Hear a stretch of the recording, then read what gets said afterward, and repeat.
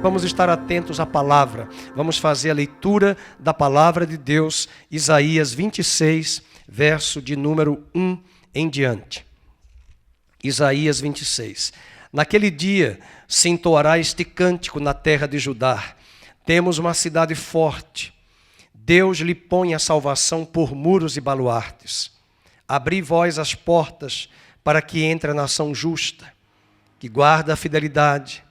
Tu, Senhor, conservarás em perfeita paz aquele cujo propósito é firme, porque ele confia em ti. Confiai no Senhor perpetuamente, porque o Senhor Deus é uma rocha eterna. Porque ele abate os que habitam no alto, na cidade elevada, abate-a, humilha até a terra e até o pó. O pé a pisará, os pés dos aflitos e os passos dos pobres. A vereda do justo é plana, tu que és justo, aplanas a vereda do justo. Também através dos teus juízos, Senhor, te esperamos. No teu nome e na tua memória está o desejo da nossa alma. Com minha alma suspiro de noite por ti, e com o meu espírito dentro de mim eu te procuro diligentemente. Porque quando os teus juízos reinam na terra, os moradores do mundo aprendem justiça. Ainda que se mostre favor ao perverso, nem por isso aprende a justiça. Até na terra da retidão ele comete a iniquidade e não atenta para a majestade do Senhor. Senhor, a tua mão está levantada, mas nem por isso a vem.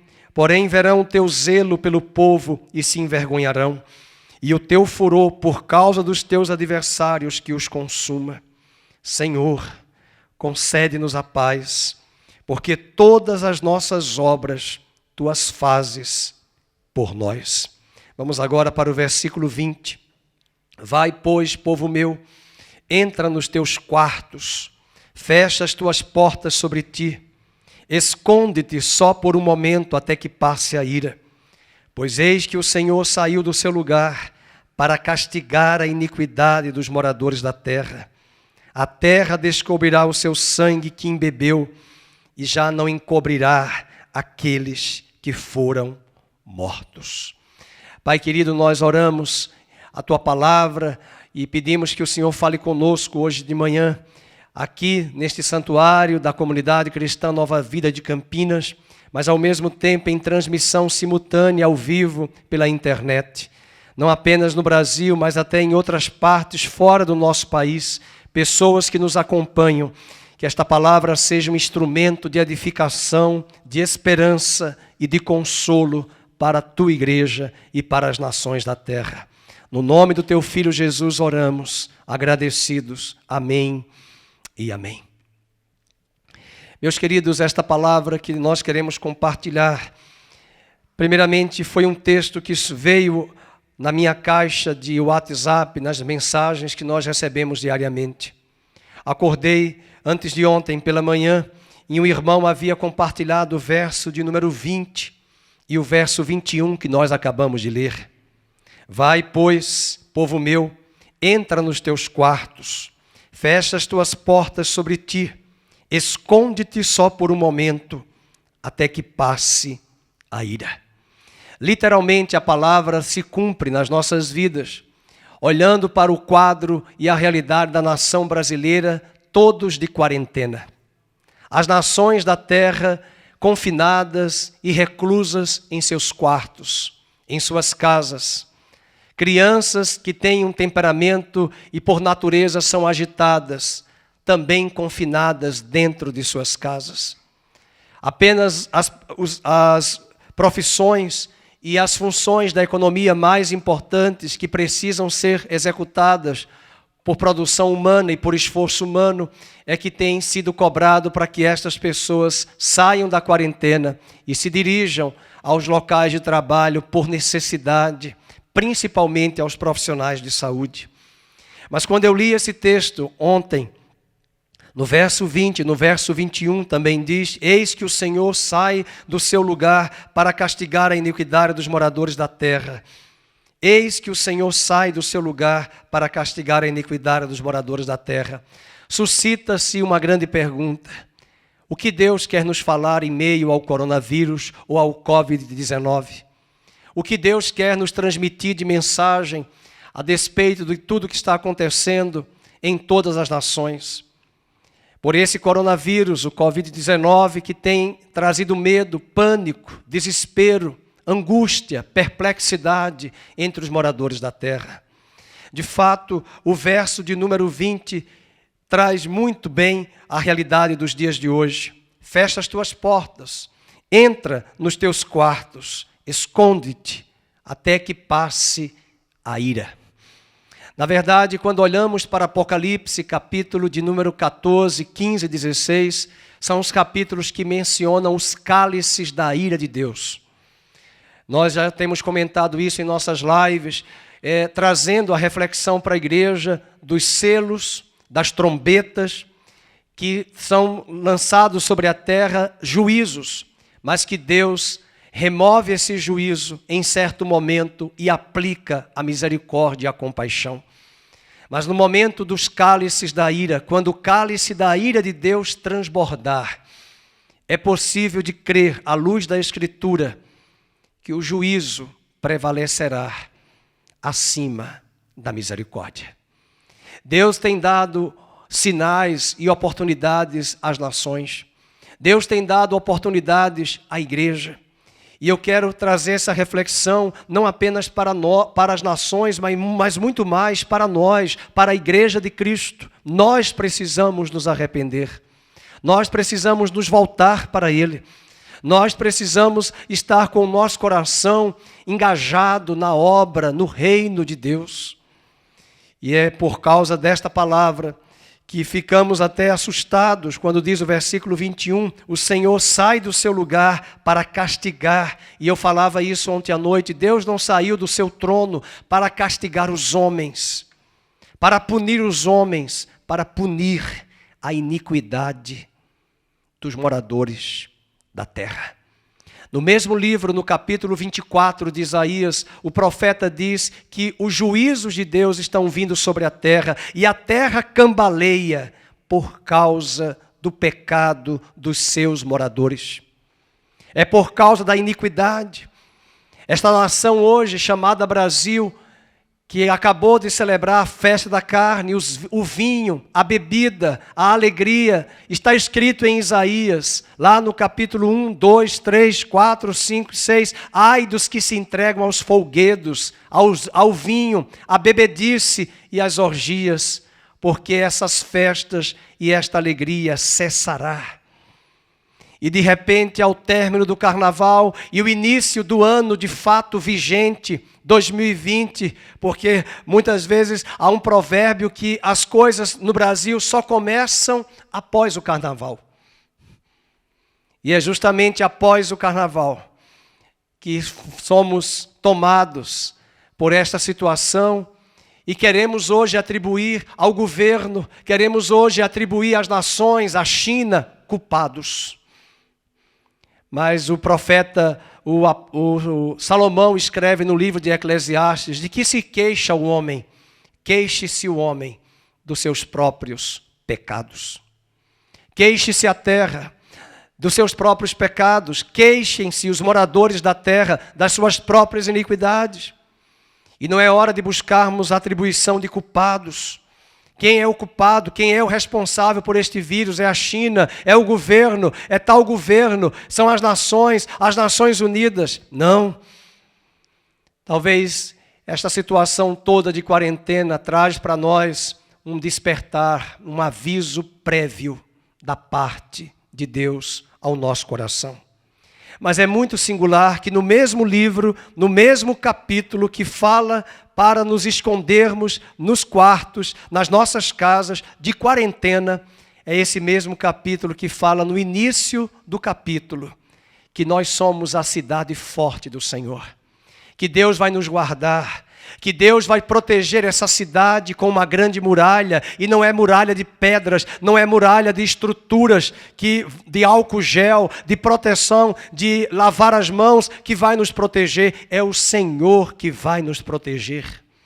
Capítulo 26, verso 1. Naquele dia se entoará este cântico na terra de Judá. Nós temos uma cidade forte.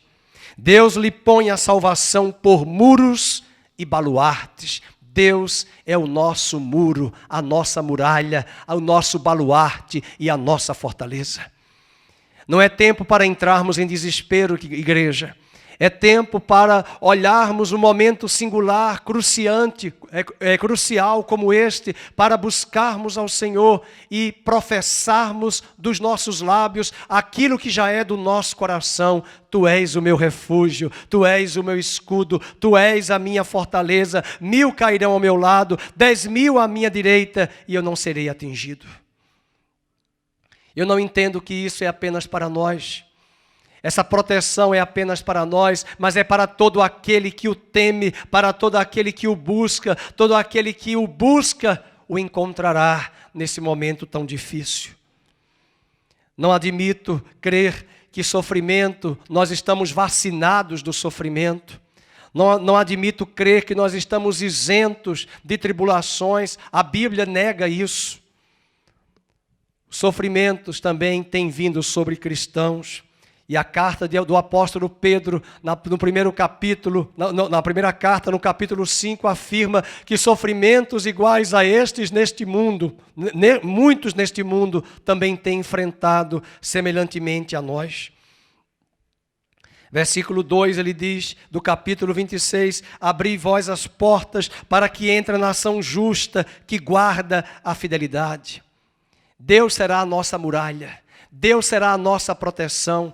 Mas há algo que nesta cidade Deus tem, um povo que tem aliança com Ele, um povo fiel.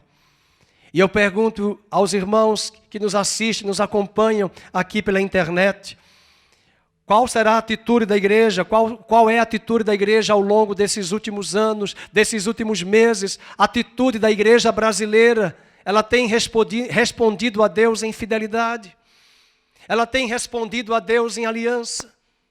Ela tem respondido a Deus em parceria, em companheirismo, numa aliança com Deus, todos os dias da sua caminhada. Meus queridos, eu não estou me referindo a frequentar a igreja todos os domingos. Quantas vezes aqui desse púlpito assistimos aqui no altar, na casa de Deus, pessoas que estão dentro do santuário físico, mas não estão em Cristo. Quantas vezes pessoas estão dentro das igrejas, mas o coração delas está distante, o coração delas está preso à agenda, ao compromisso, à sua agendinha pessoal, particular, aos seus planos particulares. Jerusalém também se vangloriou no livro de Jeremias, no capítulo 7, verso 4. O profeta Jeremias, que pôde antever a invasão de Babilônia, destruindo Judá, pisando Judá como se fosse uma lama. O profeta Jeremias disse, parem de dizer templo do Senhor, templo do Senhor, templo do Senhor, porque Israel e Judá chegaram a um patamar que priorizaram mais o templo do que Deus. O templo era mais adorado do que Deus. E esse é o grande perigo da igreja. A igreja hoje é a nova Jerusalém. A figura de Jerusalém do templo é a figura da igreja nos dias da nova aliança. E nós podemos estar muito sim apegados a uma religiosidade de estarmos presentes no culto, mas a graça de Deus na nossa vida diária, nós não respondemos a esta graça cotidianamente. Nós podemos ter uma boa ortodoxia, uma boa doutrina na nossa cabeça, mas o nosso coração durante a semana pode estar totalmente distante e alheio às coisas de Deus.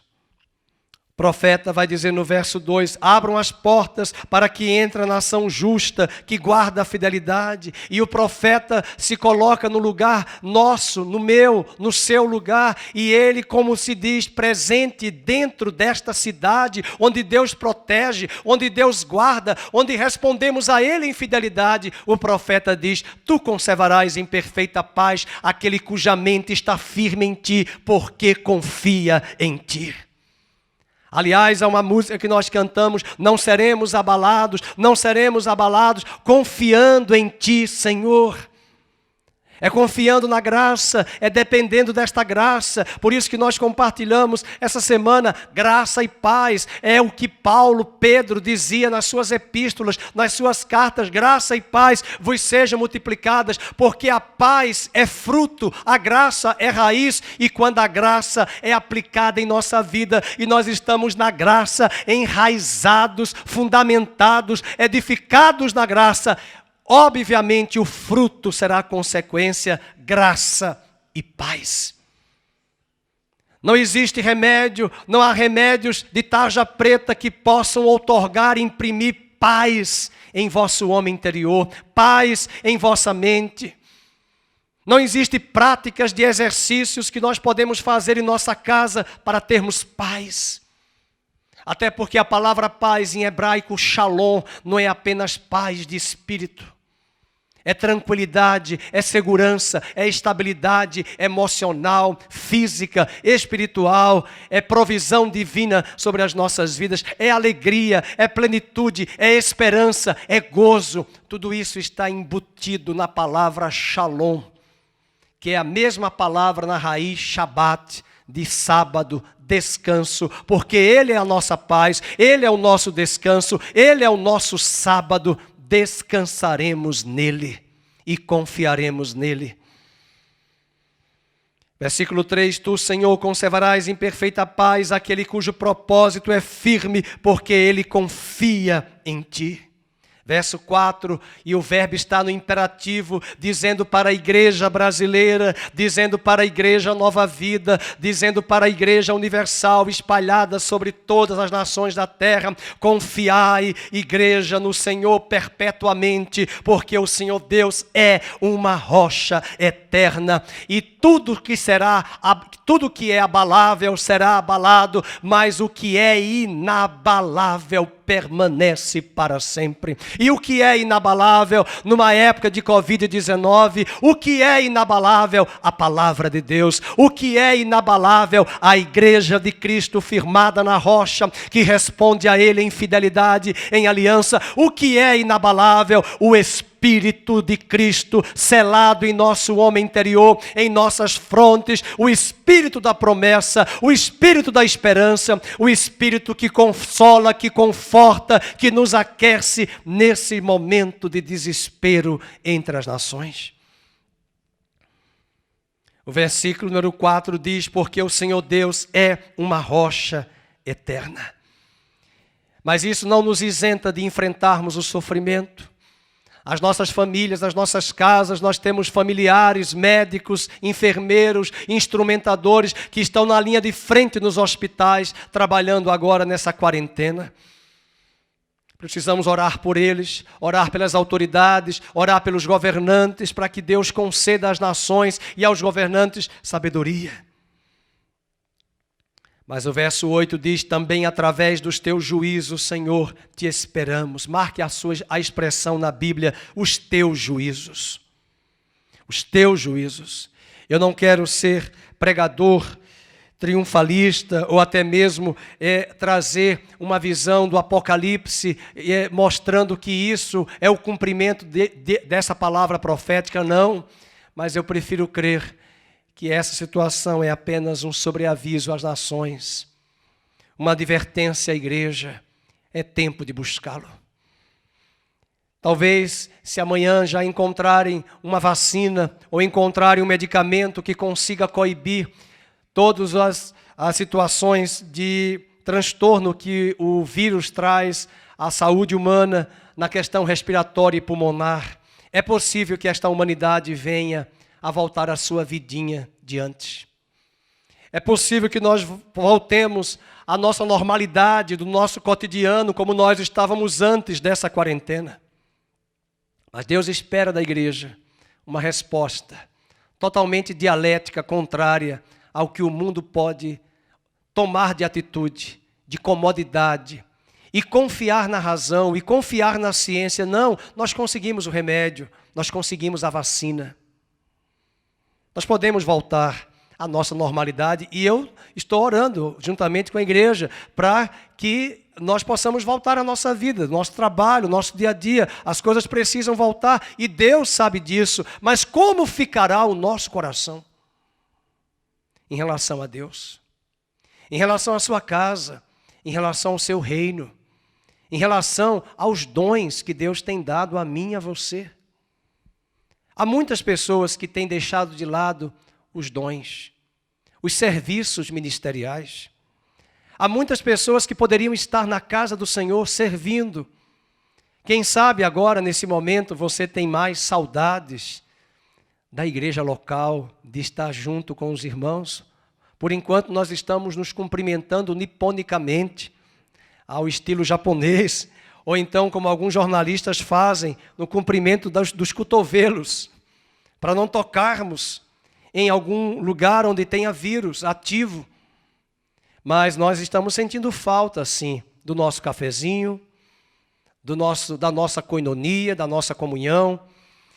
E eu espero que quando tudo isso passar, nós possamos estar mais engajados com evangelismo, com missões, com serviço, com a igreja local. E mais do que serviços, estarmos compromissados com a compaixão do amor de Deus para com esse mundo perdido.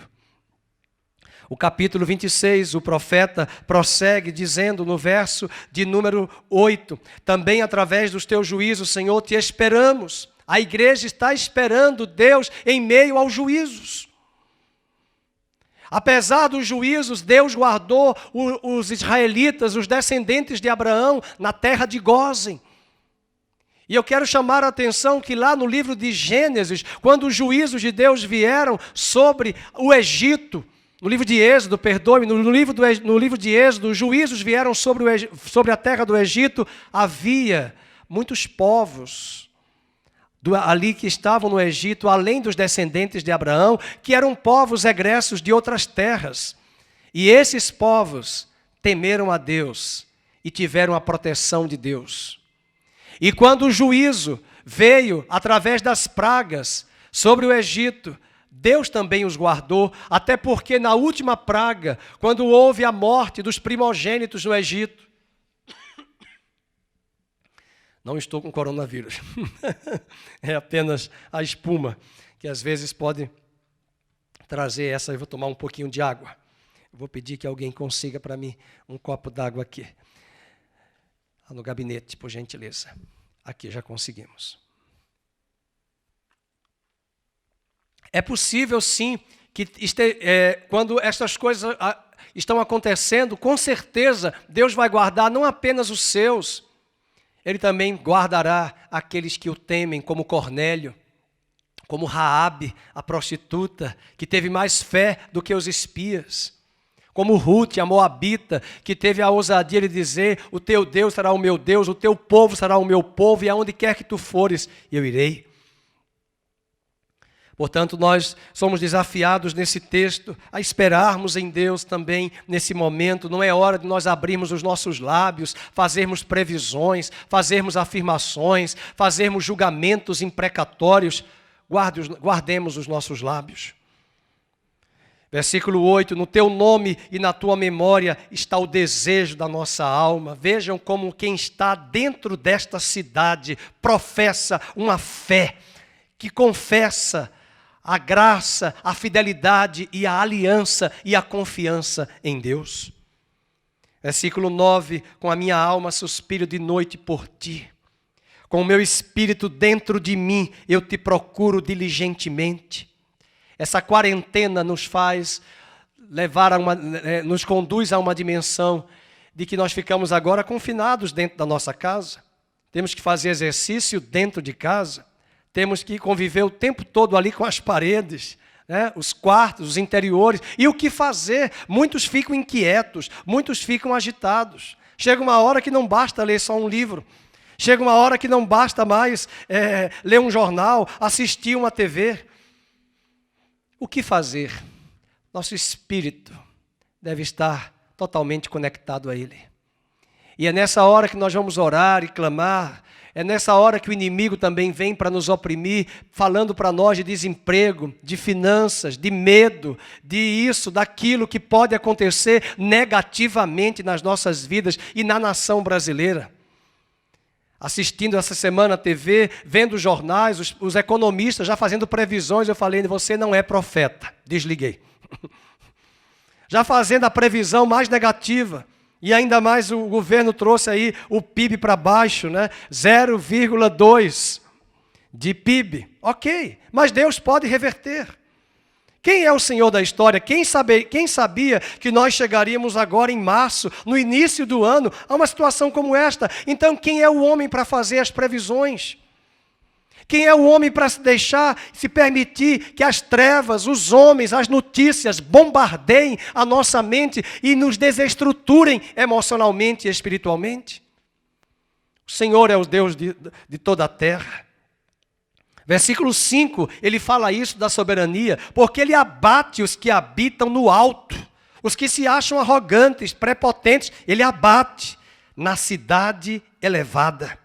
E ele abate-a, humilha até a terra e até o pó.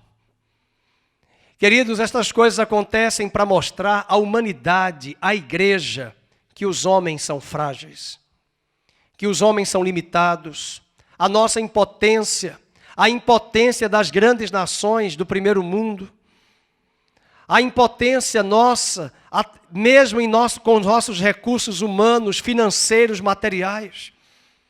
A preocupação do governo é que, em detrimento de um colapso que o serviço público de saúde e privado cheguem a ter, demonstrarão que, mesmo tendo um bom plano, se houver um grande contágio na população de qualquer país, nós não teremos atendimento seguro nos hospitais, porque não há suficientemente materiais de ventilação mecânica respiratória para os pulmões.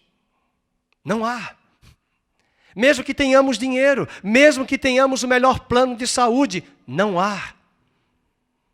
É como se nós chegássemos naquilo que se diz em inglês, no deadline, no limite, na linha divisória. Acabou, esgotou. Todos os recursos esgotaram-se.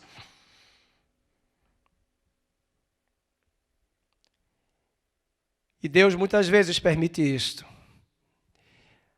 para que nos voltemos para Ele.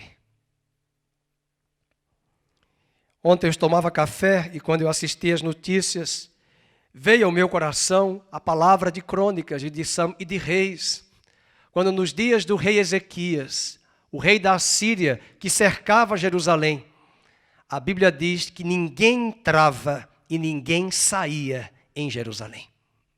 Um cerco. Ninguém entrava e ninguém saía. E enquanto eu lia e via as notícias e tomava o café, o Espírito me fez lembrar esta palavra. De um verdadeiro cerco, de um verdadeiro confinamento, não de uma cidade, das nações. Para mostrar a nossa vulnerabilidade. E o versículo 9 ele diz, eu te procuro diligentemente, porque quando os teus juízos reinam na terra, os moradores do mundo aprendem justiça. Vamos marcar isso e ler. Quando os teus juízos reinam na terra, quando os juízos de Deus vêm sobre a terra, os moradores do mundo aprendem a justiça. É o que se espera, que numa hora como esta, as nações aprendam, a igreja muito mais aprenda. E essa foi a palavra do profeta Zacarias, quando no capítulo 1, ele que possivelmente nasceu no cativeiro babilônico, e quando os judeus voltam do cativeiro babilônico, após o cativeiro, Zacarias, juntamente com Ageu, traz o primeiro sermão dele no capítulo 1, arrependam-se, voltem-se para o Senhor. Deus está nos chamando como igreja, Deus está chamando as nações para um tempo de arrependimento. Arrependimento quer mostrar também na palavra grega metanoia, a mudança de mente, a mudança de pensamento, o olhar que nós enxergamos as coisas para que enxerguemos sobre a ótica dele e não sobre a nossa ótica. Isso é arrependimento. É também uma disposição intelectual, mas é uma disposição do coração. É uma disposição dos sentimentos. A Bíblia diz que quando Pedro pregou o seu sermão, lá no livro de Atos, os corações deles foram compungidos. E a palavra grega usada lá em serem compungidos é uma palavra que quer dizer uma ferroada. Eles foram atingidos, eles foram tocados, eles foram alfinetados, entre aspas, para Deus mostrar as suas misérias, as suas fraquezas e a sua vulnerabilidade. O profeta Isaías está dizendo que quando os juízos reinam, os moradores aprendem a justiça. Mas o versículo 11 diz que muitos deles não vão enxergar, muitos deles não vão contemplar isso. Verso 11, Senhor, a tua mão está levantada. Leiam agora em voz alta, você aí em casa e os que estão aqui na igreja, mas nem por isso a veem. As nações não enxergam, porque nós vamos confiando na razão, na lógica. Salomão diz, não te estribes no teu próprio entendimento. Eu falava domingo passado que o grande problema das nações, e desde as revoluções que aconteceram no século 17, 18, 19, 14, 15, 16, desde o humanismo, nós saímos de uma idade média, onde Deus era o discurso, embora usava o nome de Deus para manipular os reis e as nações. Mas nós deixamos Deus numa visão teocêntrica e partimos para uma visão antropocêntrica, onde o homem é o centro e a esperança dos homens. Isso foi o que o humanismo legou. Depois do humanismo veio a Revolução Industrial. A Revolução Industrial que trouxe o progresso, o desenvolvimento, e eu não estou negando isso, porque até os protestantes pregaram isso, da importância do trabalho. Mas os puritanos que chegaram aos Estados Unidos no começo da América do Norte, e os puritanos ingleses, além de primarem pelo trabalho, colocavam Deus como prioridade máxima. E foram os puritanos que foram os mentores ali e os que atuavam na Revolução Industrial, que trouxeram a palavra, só lhe deu glória, tudo para Deus a glória, só a Ele a glória, e eu trabalho, e pelo meu trabalho, diziam os reformadores e os puritanos, eu glorifico a Deus. Mas hoje, passado 3, 4 séculos, o Deus de muitos desta nação e das nações da terra é o trabalho. É o workaholic, não é o alcoholic, é o workaholic. É viciado em trabalho e o trabalho é tudo. E quando chegamos aos domingos nós estamos cansados. E os que temem ao Senhor, mesmo cansados, vêm à igreja, porque sabem que nele nossas forças são renovadas física e espiritualmente. E se o Senhor não edificar a casa, disse o salmista, em vão vigia o sentinela que está buscando provisão para a sua casa.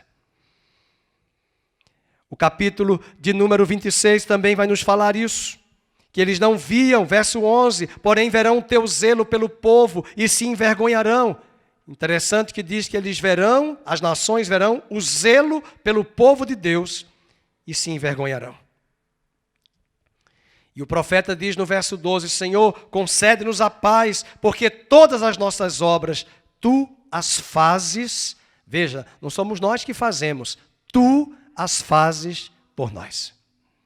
Eu falei do humanismo, eu falei da Revolução Industrial do Trabalho, mas veio a Revolução Francesa. Os iluministas que vieram antes, no século XVIII, diziam que um dia, quando a ciência... Quando o homem chegasse ao descobrimento de toda a ciência, de todos os saberes, de todo o conhecimento, todos nós viveríamos bem. E isso não é verdade. Estamos confinados, porque não conseguimos encontrar ainda, pela ciência, como combater o coronavírus. E ainda que hoje um homem descubra a vacina, eu fico a imaginar quanto custará essa vacina. Ainda que hoje encontre o remédio, quanto é que o laboratório vai colocar o preço desse remédio? E alguns dos iluministas diziam que chegaria um tempo que o cristianismo seria um saco de fezes. Porque eles rejeitavam o cristianismo. Isso mostra que o homem até hoje confia na ciência. Tirou Deus e colocou o homem. Tirou Deus e colocou o progresso. Tirou Deus e colocou a razão. E o grande problema da cristandade hoje, dos grandes seminários que formaram grandes pastores, muitos líderes ao longo desses 2 e 3 séculos, nos Estados Unidos e na Europa, é que o liberalismo já chegou nas aulas, nos seminários teológicos, onde não se crê mais nos sinais, nos prodígios e maravilhas, e não se crê na revelação, se crê na letra da Bíblia, mas não crê na revelação.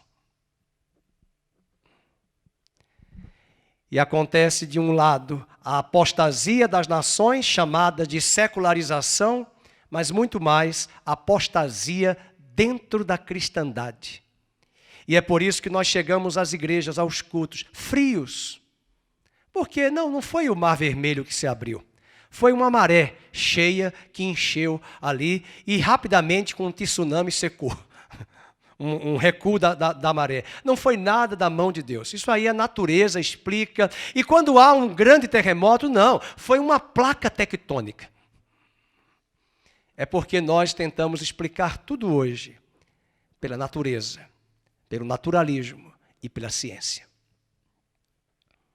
Esquecendo que Deus, como dizia um jovem lá de Recife essa semana na rede social, Deus mandou 10 pragas no Egito e elas vieram, assim, uma tocava na economia, os gafanhotos, dizimava a lavoura, quebrava a economia, depois veio o piolho, depois veio nos animais, uma praga, e essa praga veio sobre todos.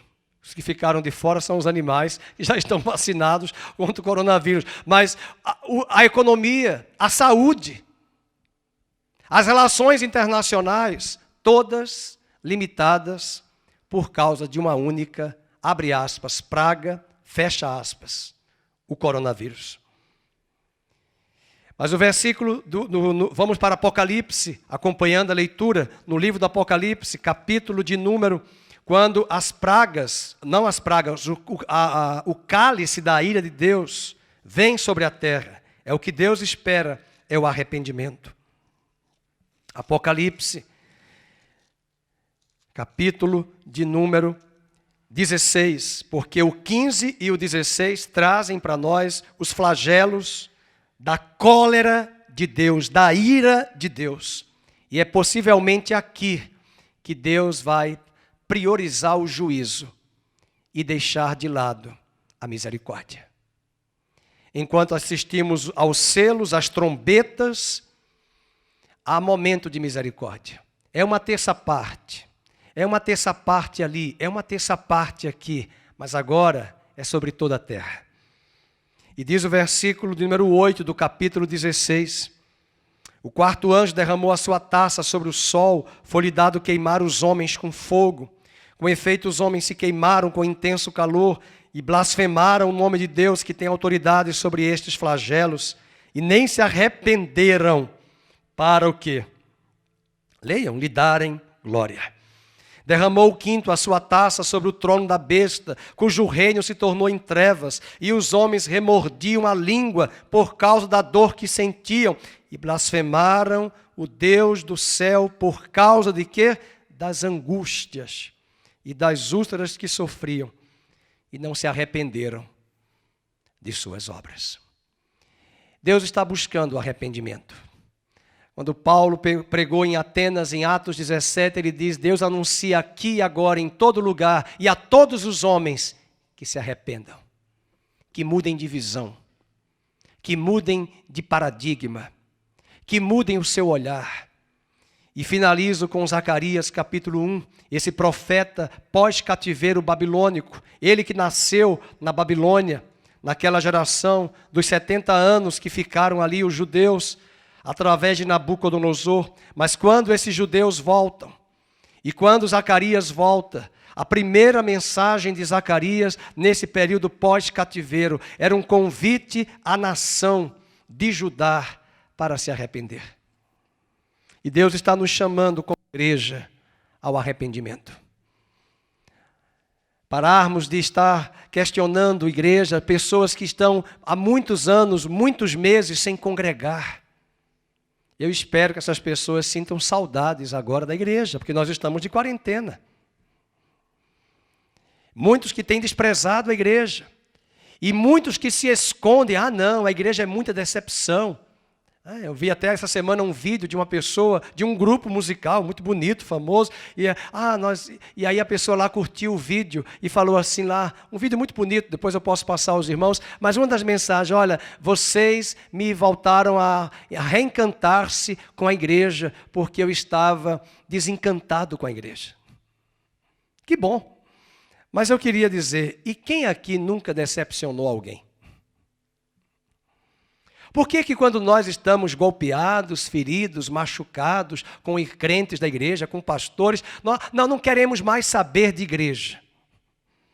Não quer saber mais de igreja, mas quer saber do trabalho, da vida, do lazer, das viagens, das férias. Então deixou Deus. Agora, quando vier a crise, quando vier a angústia, quando vier o sofrimento, e foi isso que aconteceu desde a Idade Média. Nós banalizamos a igreja, nós banalizamos a família, nós banalizamos a ética, nós banalizamos a moral, nós vamos banalizando tudo. E os governos liberais que vão banalizando tudo. Quando vier a crise, aonde nós vamos nos segurar? Aonde nós vamos nos ancorar? Aonde nós vamos nos sustentar? E Zacarias capítulo 1. Versículo 3 é a profecia de Zacarias. Assim diz o Senhor dos Exércitos: tornai-vos para mim, diz o Senhor dos Exércitos, e eu me tornarei para vós outros, diz o Senhor dos Exércitos. É impressionante que num único versículo, 3 vezes, Senhor dos Exércitos. Não sejais como vossos pais, a quem clamavam os primeiros profetas, dizendo: assim diz o Senhor dos Exércitos, convertei-vos. Ou seja, não sejam imitadores dos seus pais, que ouviram Jeremias, ouviram os profetas e não obedeceram. Não sigam os mesmos caminhos, mudem de opinião, mudem de caminho. E diz o versículo 4, convertei-vos agora dos vossos maus caminhos e das vossas más obras. Mas vamos ler o verso 4. Mas não ouviram, nem me atenderam, diz o Senhor. É esse o convite que Deus nos faz. Tornai-vos para o Senhor. Convertei-vos agora, diz o Senhor. Como é que está o seu coração, você que me assiste, você que nos assiste, nos acompanha? Como é que está a sua vida? Torne-se para Ele. Esse foi o convite que Jesus disse à igreja de Éfeso: arrepende-te. As igrejas do Apocalipse ouviram, 5 delas, a advertência: arrepende-te. Arrepende-te. A igreja que se achava rica, Jesus disse: tu és pobre. Tu nada tens, tu pensas que tens, nada tens, tu és uma coitada, pobre, cega, miserável e nua. Arrepende-te. Nós podemos ter estruturas, nós podemos ter grandes ministérios, nós podemos ter um grande ministério, mas o nosso coração está distante de Deus, alheio a Deus e principalmente ausente da compaixão de Deus. E nós não podemos ser egoístas numa hora como esta, meus irmãos. Há muitas famílias que são de profissionais autônomos. E agora, se eles vendem nas ruas, com o que é que eles vão vender se ninguém transita nas ruas? Como é que essas pobres famílias sobreviverão? Como é que a igreja sobreviverá? Onde muitos profissionais autônomos, somente uma obra de avivamento de Deus na igreja, para nos resgatar essa perseverança na comunhão, no partir do pão, no ajudar o próximo, no perseverar nas orações e na doutrina, por causa de uma obra de Deus, da graça dele em nossas vidas.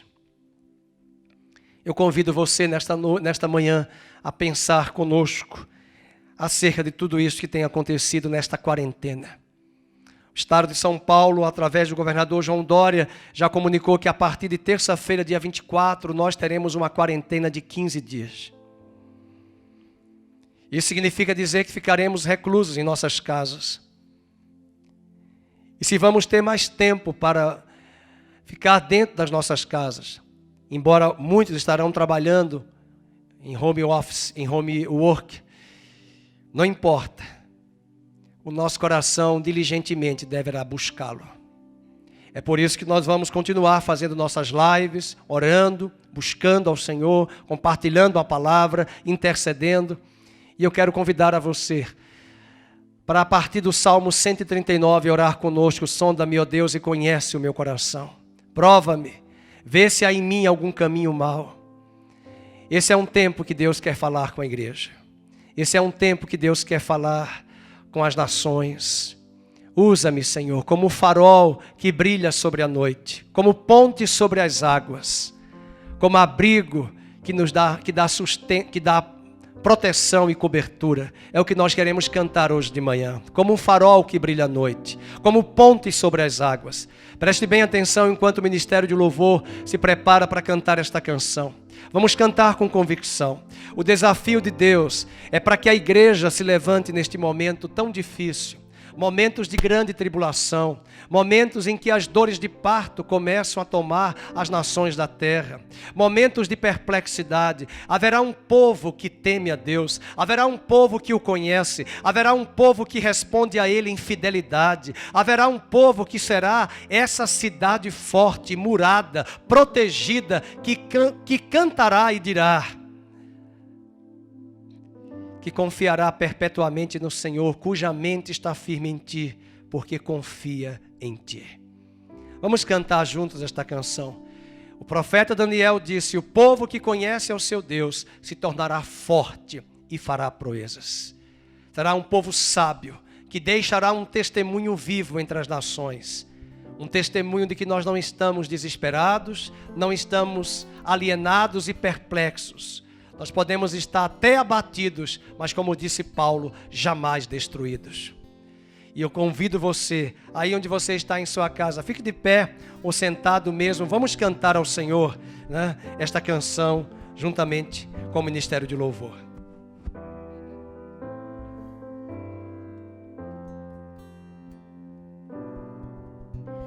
Sonda-me, Senhor, e me conhece,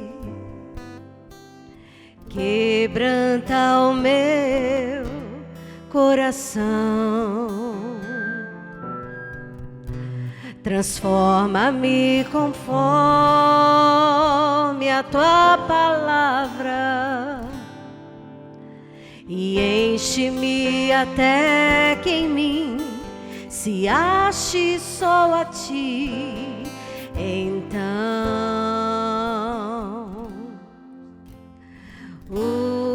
usa-me, Senhor, usa-me como um farol que brilha à noite, como ponte sobre as águas, como abrigo no deserto, como flecha que acerta o alvo. Eu quero ser usado da maneira que te agrade, em qualquer hora e em qualquer lugar. Eis aqui a minha vida, usa-me, Senhor, usa-me. Sonda-me, Senhor, e me conhece, quebranta o meu coração, transforma-me conforme a tua palavra e enche-me até que em mim se ache só a ti. Então,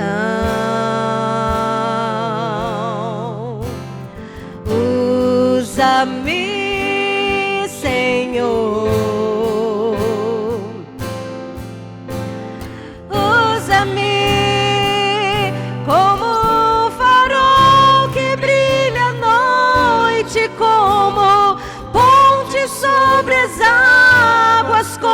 abrigo no deserto, como flecha que acerta o alvo. Eu quero ser usado da maneira que te agrade, em qualquer hora e em qualquer lugar.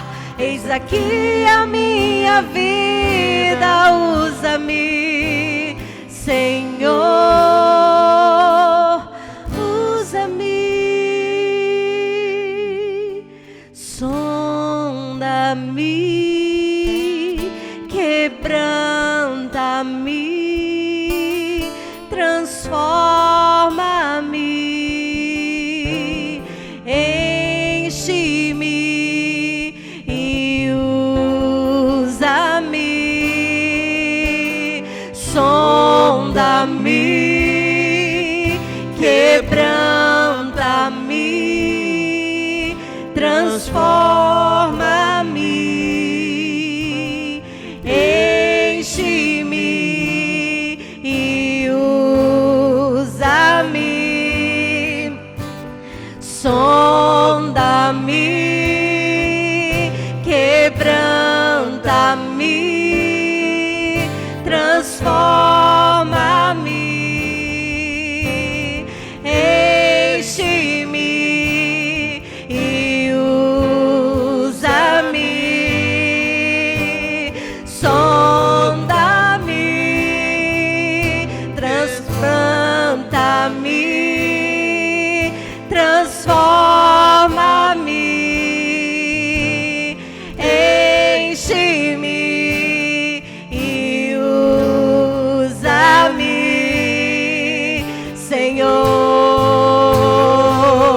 como um farol que brilha à noite, como ponte sobre as águas, como abrigo no deserto, como flecha que acerta o alvo. Eu quero ser usado da maneira que te agrade, em qualquer hora e em qualquer lugar. Eis aqui a minha vida, usa-me, Senhor, usa-me, sonda-me, quebranta-me, transforma-me, enche-me e usa-me, sonda-me, quebranta-me, transforma-me, enche-me e usa-me, Senhor, e usa-me, Senhor, e usa-me, Senhor.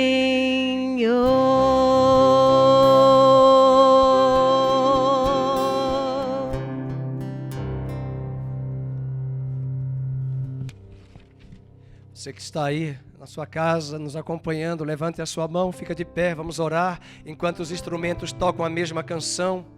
Pai, nós levantamos um clamor hoje de manhã. Pedimos por um espírito de arrependimento sobre a tua igreja brasileira, sobre nós. Nos arrependemos dos nossos pecados, diante das nossas misérias, reconhecemos a nossa miséria, reconhecemos a nossa culpa, a nossa negligência, a nossa omissão, o nosso relativismo em relação à igreja, a nossa falta de compromisso com a igreja, com o teu reino, a nossa falta de amor pelos perdidos, pelas almas, pelo evangelismo, pelas missões, pela obra missionária, pelo culto, pela doutrina, pelas orações, pelas vigílias que fizemos aqui e tão poucas pessoas frequentavam. Pai, nós não queremos enfrentar o desespero, nós não queremos enfrentar juízos mais severos para lotar as igrejas, para estarmos unidos. Nós não queremos enfrentar situações de intempéries mais severas para te buscarmos com toda a intensidade. Tu não és um Deus masoquista que tem prazer no sofrimento dos teus filhos, mas tu tens prazer quando teus filhos se voltam para ti e te buscam com alegria e com intensidade do seu coração. É o que nós te pedimos hoje de manhã, que o Senhor encontre essa mesma atitude, postura no coração da igreja brasileira. No coração da igreja brasileira espalhada por sobre a terra. Muitas vezes a nossa relação contigo é uma relação utilitarista, é uma relação econômica, comercial, de dar isso para receber algo em troca. Nós queremos nos livrar desse tipo de evangelho. Nós queremos nos livrar de um evangelho medíocre, pautado em promessas, em bênçãos, mas não queremos sofrer e abrirmos mão da nossa carne, do nosso eu, do nosso ego, por amor ao teu reino. Precisamos nos arrepender. Por isso, nesta manhã, muda, sonda-nos e muda a nossa visão, muda a nossa cosmovisão, muda a nossa mente, muda o paradigma da igreja, Senhor. Usa essa quarentena, essa situação que as nações estão confinadas para concomitante, tu corrigires as nações e corrigires a igreja. Nós te pedimos por nós, tenha misericórdia de nós. Que não sejamos aqueles cristãos que enfrentarão a tribulação no meio dos juízos severos e não nos arrependeremos. Não queremos cobrar das nações aquilo que nem eles conhecem, a tua graça. Nós queremos cobrar de nós, porque a quem muito é dado será cobrado. E nós olhamos para dentro do nosso coração hoje de manhã, pelas virtudes que o Senhor tem nos dado, pelos talentos, pelos dons, pelos serviços, pela revelação que o Senhor tem nos dado da Tua palavra, que haja nesta manhã um alinhamento com os céus, com o cabeça que é Cristo, o cabeça da igreja, entre as nações da terra. Que o Senhor traga um alinhamento hoje de manhã. Que o Senhor coloque os inimigos da igreja debaixo dos pés da igreja e que a tua igreja se levante assentada com Cristo nas regiões celestiais, para que o governo do Senhor seja o governo da igreja. Que o Senhor nos ajude nestes dias, Pai. Oramos agora e levantamos um clamor pelos profissionais de saúde, pelos enfermeiros. Diga o nome dos profissionais que você conhece, os médicos, o Dr. Gustavo Abdala, a Renata, a Aline, o Fábio. Nós colocamos os enfermeiros da nossa igreja, os médicos da nossa igreja. Nós colocamos diante de Ti os que estão na linha de frente, em atendimento ao público agora, ali nos hospitais públicos e privados, na UPA. Pai, nós colocamos as mulheres grávidas, as que deram à luz, a Carla, a Renata, que o Senhor guarde elas, guarde a Bela, guarde também a Betina, guarde as irmãs que estão aí grávidas, gestantes, ó Pai. A Mariane, nós colocamos diante de Ti os profissionais de saúde nesta manhã. Que o Senhor repreenda o espírito de medo, que o Senhor repreenda o espírito de desespero, de pânico sobre esses profissionais de saúde. Revista eles de autoridade, revista eles de graça, revista eles de ousadia, cobre-os com a Tua justiça e a Tua graça, Senhor, santifica-os. Oramos agora pelos profissionais que têm que trabalhar todos os dias, os que trabalham na indústria, os que trabalham no jornalismo, na imprensa, na mídia, nas farmácias, nos supermercados. Guarda estas pessoas, protege-os, guarde as famílias, guarde os familiares. Deus, nós levantamos as nossas mãos hoje de manhã, guarda os nossos vizinhos. Abençoe agora a sua rua, seu bairro. Guarde as nossas famílias, as nossas casas. A Tua palavra diz que o sangue do Cordeiro estava sobre os umbrais, sobre as vergas. E quando as pragas do Egito vieram, aonde havia o sangue, aonde havia o sangue do Cordeiro, aonde havia um memorial de que aquela família tinha uma aliança com o Cordeiro de Deus, com as promessas de Deus a Abraão, a Isaac e a Jacó. O Senhor poupou e o Senhor os guardou. E nós te pedimos nesta manhã, guarda as nossas famílias, guarda os nossos familiares, nossos bairros, os condomínios de prédios, de apartamentos, de imóveis, de casas. Guarde, Senhor, os escritórios, guarde as repartições, guarde as repartições públicas. Também oramos pelos governantes nesta manhã, desde o presidente em Brasília, os ministros, os governadores, os prefeitos. Revista-os de sabedoria, para que eles não façam nada por impulso ou por precipitação, mas que eles sejam governados pelo governo do Senhor, que o Senhor dê a eles sabedoria, direção para administrar as nações, os estados e as cidades em momentos tão difíceis como este. E faz nesta manhã da tua igreja, faz da tua igreja um farol que brilha na escuridão, uma ponte sobre as águas. Faz da tua igreja uma boca profética para testemunhar e mostrar que a paz de Cristo excede todo entendimento, guardará os corações daqueles que confiam nele e temem ao Senhor. Por isso faz nesta manhã, enquanto cantamos e finalizamos este culto, nós dizemos: o Senhor te abençoe e te guarde. O Senhor faça resplandecer o seu rosto sobre ti, que o Senhor tenha misericórdia de ti, e que o Senhor sobre ti levante a luz do seu rosto e te dê a paz. Te dê a paz que excede todo entendimento. Que o Senhor guarde os seus corações.